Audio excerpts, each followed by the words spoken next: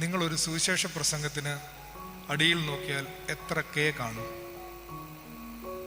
എത്ര കെ കാണും? നോക്കിയിട്ടില്ല, പിന്നെ കെ കാണും.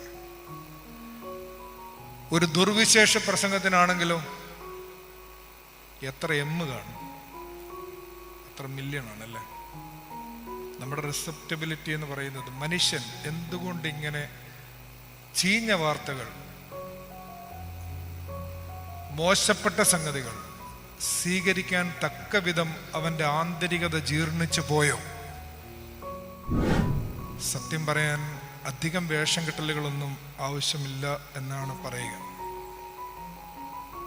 സത്യം പറയുന്നത് കൊണ്ട് ഭൗതികമായി വലിയ മെച്ചമൊന്നുമില്ല, തല പോകുന്ന വഴിയാണ്. എന്നിട്ടും അയാൾ അത് തിരഞ്ഞെടുക്കുന്നു?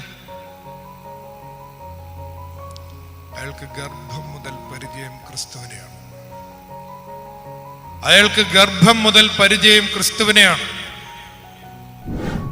ഈ പുരുഷന്മാരോട് പച്ച എന്ന് പറഞ്ഞാൽ കാണുന്ന ഏതാണ്ടല്ല ഒരു പച്ച അറിയത്തുള്ളൂ അവർക്ക്. അതേസമയം ഈ ഭാഗത്താണെങ്കിൽ ഈ പച്ച എന്ന് പറഞ്ഞാൽ അതിനൊരു 14 വെറൈറ്റി ഉണ്ടാവും.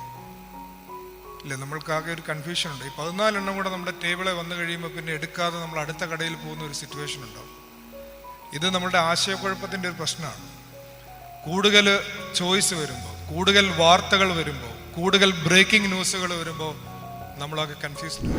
എത്രയോ നിരാശാഭരിതമായ ഒരു കാലമാണ്. മതത്തിന്റെ കാപട്യം, മതപുരോഹിതന്മാരുടെ കള്ളത്തരം, ഹെരോദാവിനെ പോലെ അധികാരം ദുർവിനിയോഗം ചെയ്യുന്ന രാഷ്ട്രീയക്കാർ, ഏത് കാലത്തും ഇതെല്ലാം ഉണ്ട് എന്ന് വെച്ച് നിരാശപ്പെടാനല്ലല്ലോ നമ്മുടെ യൗവനത്തോട് ചരിത്രം ആവശ്യപ്പെടുന്നത്. നമ്മുടെ യൗവനങ്ങളോട് ചരിത്രം ആവശ്യപ്പെടുന്നത് നിരാശപ്പെടാനല്ല, സത്യം സംസാരിക്കാൻ, ക്രിസ്തുവിന് വേണ്ടി വഴിയൊരുക്കാൻ, ശാശ്വതമായ ഒരു സമാധാന പിറവിക്ക് വേണ്ടി ആർജവത്തോടെ നിലകൊള്ളാൻ. ഇങ്ങനെയൊക്കെ അല്ലെങ്കിൽ പിന്നെ എന്തിനാണ് നമ്മൾ ഈ പെരുന്നാളൊക്കെ ആചരിക്കുന്നത്? നമ്മുടെ ഇന്നത്തെ കാലത്തെ ടു മച്ച് ഇൻഫർമേഷൻ എന്ന ആ ഒരു കാലാവസ്ഥയ്ക്ക്, അധിക വാർത്തയുടെ കാലാവസ്ഥയ്ക്ക്, അതിനുള്ളിൽ തന്നെ കൂടുതലും പ്രത്യക്ഷപ്പെടുന്ന 2 തരം ഇൻഫർമേഷനുകളെ കുറിച്ച് ഒരു സൂചന നൽകുന്നുണ്ട്.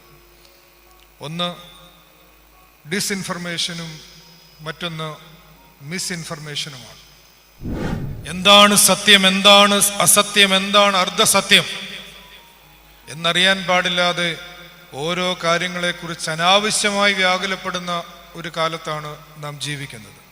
അതുകൊണ്ട് തന്നെ സത്യം തമസ്കരിക്കുന്നവർക്കും വക്രീകരിക്കുന്നവർക്കും ഇത് നല്ല വിപണനത്തിൻ്റെ കാലമാണ്.